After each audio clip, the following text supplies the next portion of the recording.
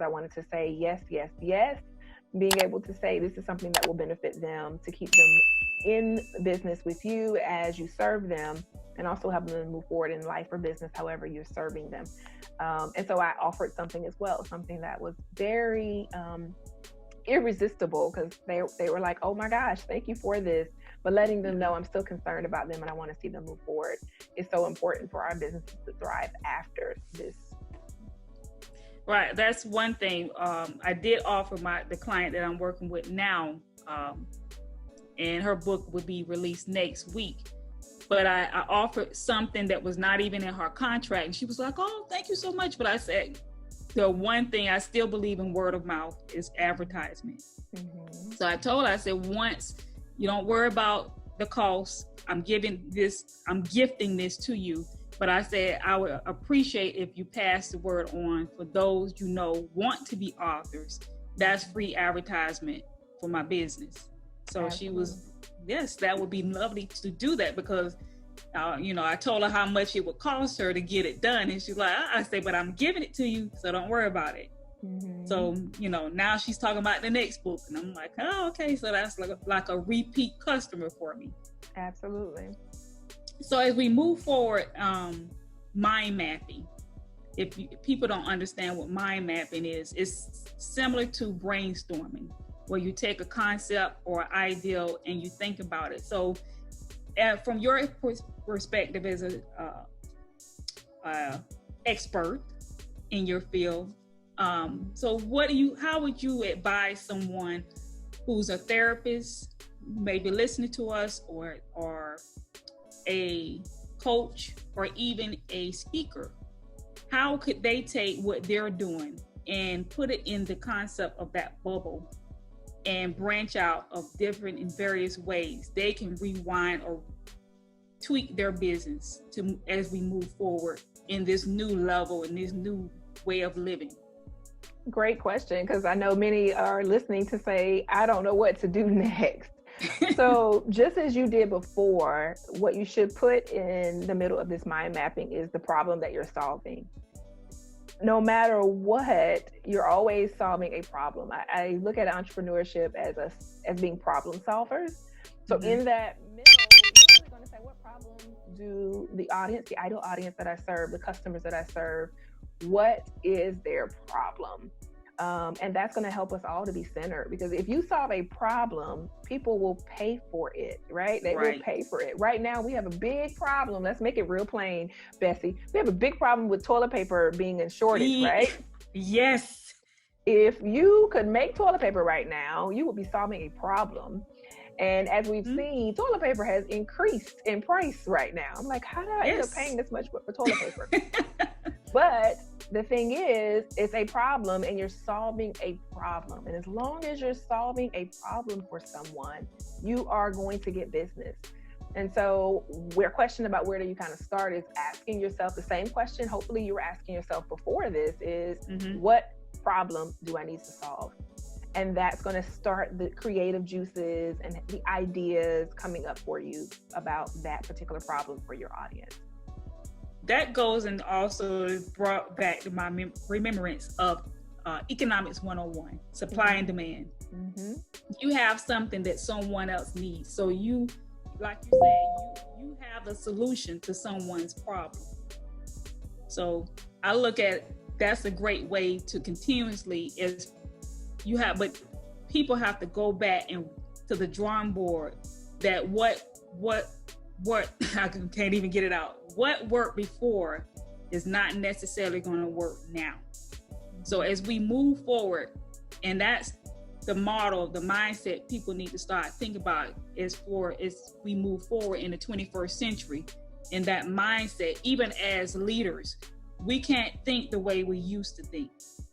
Absolutely. Our mind's going to have to shift in such a way that we're shifting out of the mode of the modus, I'm not even going to say it right, the way of being normal. Mm-hmm. Normal is not normal anymore.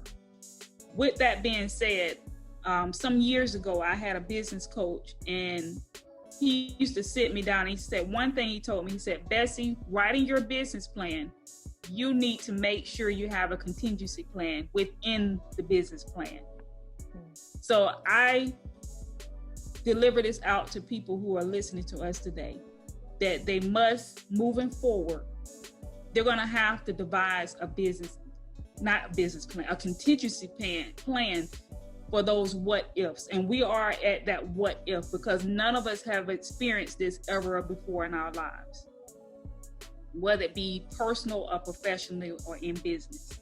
So what would you suggest people should do in regards to devising that plan and the components that should, from your perspective, how it should look in regards to developing a contingency plan? Got it. And I want to make sure I'm understanding, when you talk about contingency plan, you're talking about if this happens, then this will happen, right? What the cause and effect? Say, for instance, right now, a lot of businesses had to come at a screeching halt all of a sudden. They didn't have time to plan. So now, I guess what I'm saying is they can sit back now and take away from the lessons that are going on right now. The illustration you gave earlier about the restaurants. I've been getting some emails from places that I used to frequent, to go to dinner or lunch, just to pick up something to eat when I didn't want to cook. They have it where now they've changed, which, we can't do that one-on-one going in person. They've changed their business model, and that's going back to what we talked previously in regards to they have products within their establishments. So they're offering it where you can come and grocery shop.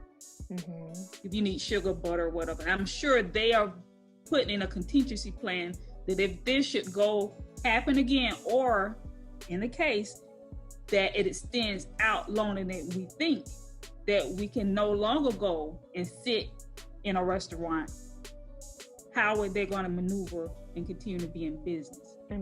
Okay, got it. Because I was thinking a contingency plan from another perspective, so that's why I asked. So several things that I can think about for myself. I was fighting having a paperless business. So I have a private practice, have been in private practice for 12 years. I love paper, y'all. I don't know what it's about. I still write checks. I still like to do my ledgers in a book. My husband wants me to do spreadsheets, all of that. But anyway, but I said that to say, one of the things that I had to do is to take everything to paperless. So my intakes now are paperless. I now am doing video sessions, obviously, because we're virtually seeing clients. But I now have that in place, right? This contingency plan you're talking about, to help me in the future. So then I didn't have to be concerned with going to get files. Everything is stored in a secure location on this portal. But I was fighting that, like, for real, because I just love paper. I'm a writer. So you're a writer, you might relate. Right. I am a writer, and pen and paper, something happens when that pen hits the paper for me. But as a result of what's happening, I have been choosing, I'm not going to say forced, I have been choosing to embrace this new thing. And so I'm saying that to those that are listening is, it's a choice to choose to shift. It's a choice to choose to pivot. It's a choice for you to start putting in place these things that maybe you didn't have in place before. And I think if we are embracing that, we can take our businesses to another level, because ultimately we were holding ourselves back. I now can have online scheduling that I don't have to be involved in the process at all. And that makes my heart like skip a beat, Bessie, because truth be told, I like to control my schedule. But this is teaching me to embrace some things that I wouldn't have done before. And I think that's a key that we're saying in these contingency plans. It's really embracing some things, opening yourself up to new possibilities, and allowing your business to flourish in all seasons. And to grow, because, I told you I had an incident where my previous computer just crashed on me. And I was like, I got to go and write this book that took me months, because not only did I publish her book, I ghostwrote it for her. So it took me a year to write her memoir.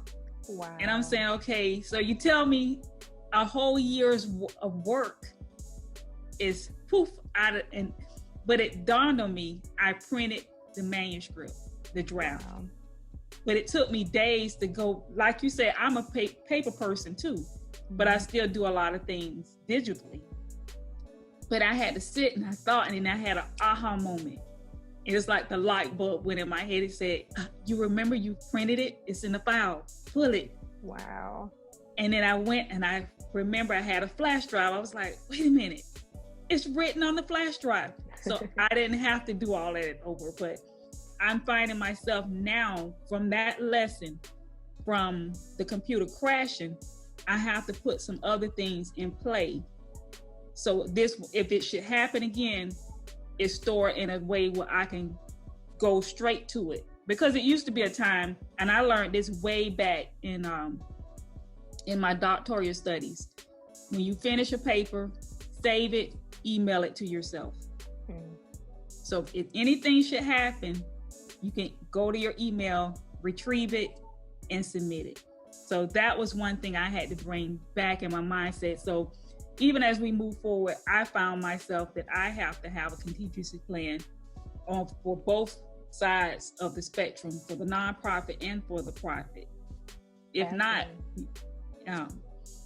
so that's all I have today. I do want to suggest for people 3 books I highly recommend, and this will help them when they have those difficult decisions they have to make. And one is How Good People Make Tough Decisions. I kept this has been on my bookshelf for some time, but it'll give you helpful pointers for leaders when you have to make those hard decisions in regards to, especially if you are a small company, you have 5 to 10 employees or even more than that, and you're not getting the resources as far as finances that you once got before. This will help you make those tough decisions. The next book is Living into Leadership. I recommend this for any business owner. It gives you the ins and outs. It's not just for if you're in business, if you are, just day-to-day living. And then if you are a nonprofit organization of any kind, this is my little, I want to say my Bible, but it's my go-to on how to get funding and where to get it. So I thank you, Natalie. At the end of this discussion, you will be able to pick up our information in regards to all social media platforms. And it's one thing I want to say before we leave. And this is, I found somewhere in my little stuff, and it says, new seasons require new strategies. Wow. Wouldn't you agree? Absolutely. So as we leave, I want, if you have any parting words, feel free.